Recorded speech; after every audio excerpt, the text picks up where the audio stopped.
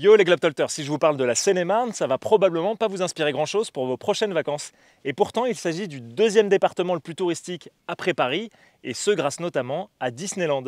Mais justement, dans ce nouvel épisode, on va essayer de vous montrer que le plus grand département d'Île-de-France a plein d'autres choses à offrir.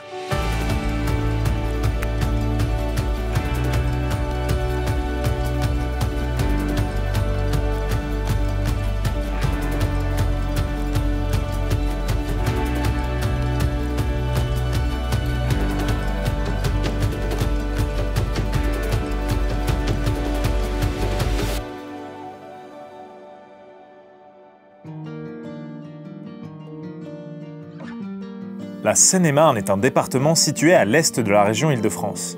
Il s'agit du département français comptant le plus de voisins, avec pas moins de 10 départements limitrophes. Comme vous vous en doutez, il tire son nom du fleuve et de la rivière qu'il traverse. Créé à la Révolution française, le 77 compte aujourd'hui plus d'1,4 million d'habitants et on trouve sa préfecture à Melun. Grâce à de nombreuses villes accessibles en Transilien et RER, mais grâce aussi bien sûr au célèbre parc Disneyland Paris, le département est aujourd'hui la deuxième destination touristique de France, juste après Paris, avec plus de 18 millions de touristes accueillis en 2019. Et justement, on a voulu vérifier s'il y avait d'autres solutions pour s'amuser que Disneyland Paris. En famille, il y a plusieurs activités proposées. On a fait aujourd'hui le baptême, il y a aussi la canirando qui est de la marche à pied tractée par le chien à la ceinture. Il y a l'initiation à la conduite, là pour le coup, qui est quelque chose de très sportif et très engageant. Donc, et avec le réchauffement, la neige, il y en a de moins en moins, donc il a fallu, de ce constat, se projeter un petit peu dans l'avenir. Quelqu'un qui travaille à Paris, dans la ville tous les jours et qui a envie de s'évader un petit peu, il va chercher pas forcément à faire 4-5 heures de route le week-end, mais éventuellement à proximité, trouver un milieu naturel où s'aérer. Et il se trouve que pour beaucoup de Parisiens, la forêt de Fontainebleau, c'est un petit peu voilà, le bol d'air, le bol d'oxygène. On a eu le plaisir d'apercevoir des biches ce matin, parce qu'à cette période-là, souvent, ça arrive que des cerfs soient dans le secteur. Donc d'arriver à les apercevoir avec les chiens, je trouve ça génial. C'est juste des beaux petits cadeaux du matin. C'est vraiment le bon endroit pour ça.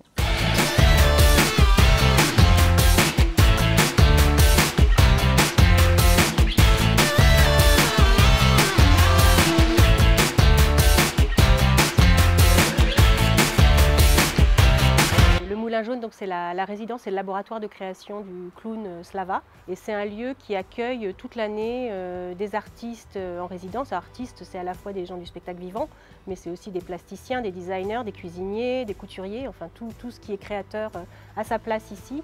C'est un jardin qui est au bord de l'eau, encaissé dans une vallée où pas loin on a la forêt, où pas loin on a les champs qui peuvent changer de couleur avec le colza, le coquelicot qui donne des couleurs vraiment à tout l'environnement. Parrot World a deux activités. La première activité, c'est un immense refuge pour certaines espèces. Là, c'était l'objectif, de faire une volière géante pour perroquets, mais avec tous les animaux de leur écosystème. Donc c'est un parc qui ressemble plus à une réserve que les anciens zoos qui n'est pas la fibre de Parrot World. On sait bien que la Seine-et-Marne, c'est le plus grand département de l'Île-de-France, le plus vert, un grand terrain de jeu où tous les possibles en termes d'itinérance, de balades, de loisirs sont présents.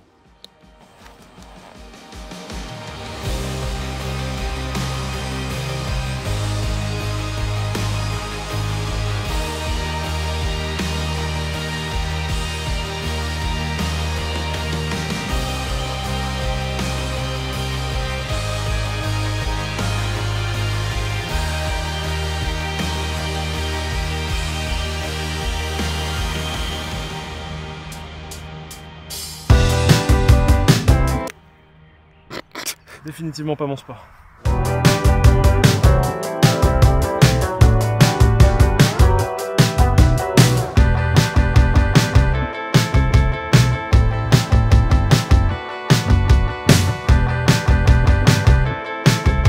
Vous l'aurez compris, la Seine-et-Marne est un terrain de jeu incroyable où chacun pourra trouver de quoi se divertir et se dépenser.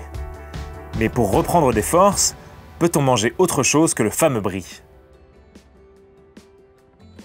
J'ai un collègue à Vaux-sur-Lunain, à 12 km d'ici, qui produit aussi des pommes, du cidre, du jus de pomme, Il y a énormément de producteurs locaux, on travaille beaucoup avec les locaux. Il y a la moutarde de Meaux qu'il ne faut pas oublier, qui rentre dans pas mal de préparations. On trouve des produits à base de rose.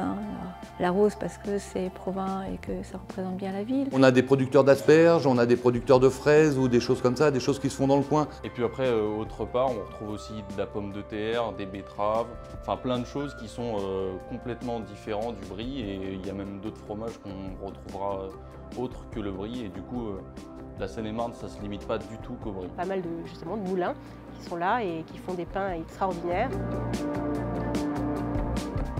On a le moulin qui tourne pour faire la farine, pour moudre nos céréales. Et puis le vin, puisqu'on a même les seules vignes AOP d'Île-de-France sont à Guérard, à 3 km. Et on retrouve également des documents qui attestent la présence du vin de Guérard sur la table du roi de France, le roi d'Angleterre. Et du coup, on a un terroir ici qui est équivalent à celui de Chablis. Concrètement, la Seine-et-Marne, c'est un département très riche et on y trouve tout ce qu'on veut si on veut faire une cuisine locale et gastronomique. Le plus grand département d'Île-de-France offre donc une variété de produits et spécialités bien plus large qu'on le pense, mais cette diversité peut-elle s'observer au niveau des paysages?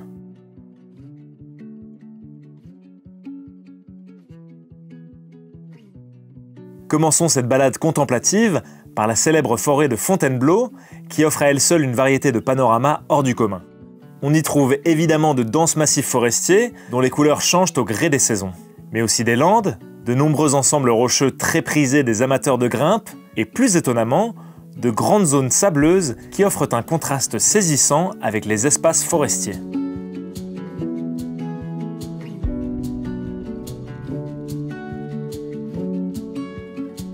Comme son nom l'indique, le département est aussi marqué par de nombreux paysages fluviaux. La Marne, principal affluent de la Seine, se prête à de longues balades pittoresques où vous pourrez apprécier ses jolis méandres, ses îles, ses berges verdoyantes et les paysages bucoliques qui longent la rivière.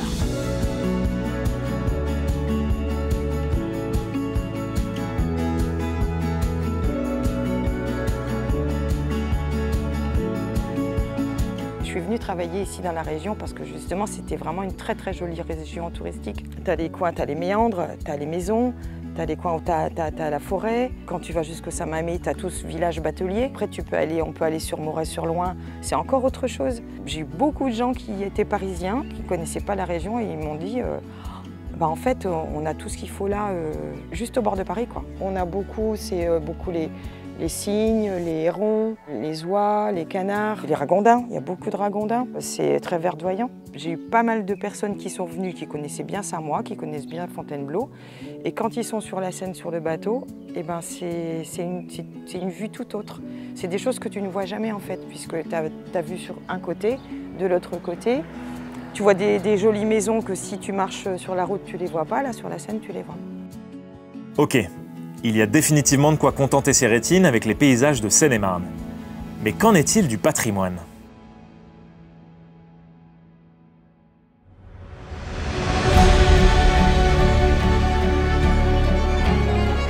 Au cas où vous ne le sauriez pas, Fontainebleau ne se résume pas à sa forêt. La ville abrite également un magnifique château. Ce haut lieu de l'histoire de France a accueilli de nombreux souverains depuis François Ier qui en fit sa demeure favorite. Au fil des siècles, le château de Fontainebleau a connu des transformations et des agrandissements successifs sous l'influence de différents souverains français. Si bien qu'il offre aujourd'hui un véritable voyage à travers les époques qui ont marqué l'histoire de l'Hexagone depuis le Moyen-Âge. C'est pourquoi on y trouve des éléments de style médiévaux, Renaissance et classique. Chaque pièce du château raconte une histoire fascinante et offre une plongée dans le passé glorieux de la France. Outre son architecture remarquable, le site se compose également de somptueux jardins à la française où l'on peut se promener et admirer la beauté paisible des lieux.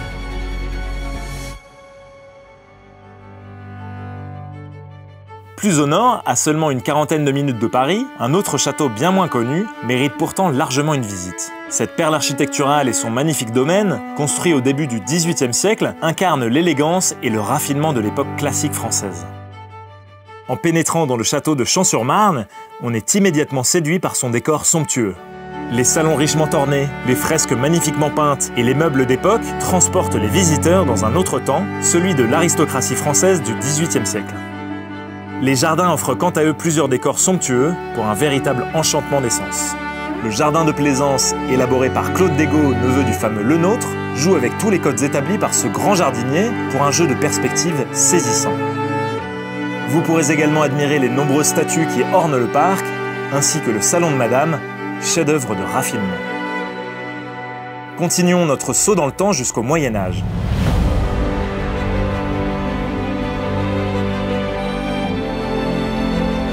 Située au carrefour des routes du commerce européen, la ville de Provins prit peu à peu une place commerciale de premier ordre pour atteindre son apogée au XIIe et XIIIe siècle avec les célèbres foires de Champagne.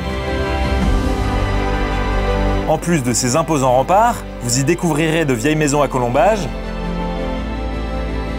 de jolies églises comme la collégiale Saint-Kyrias,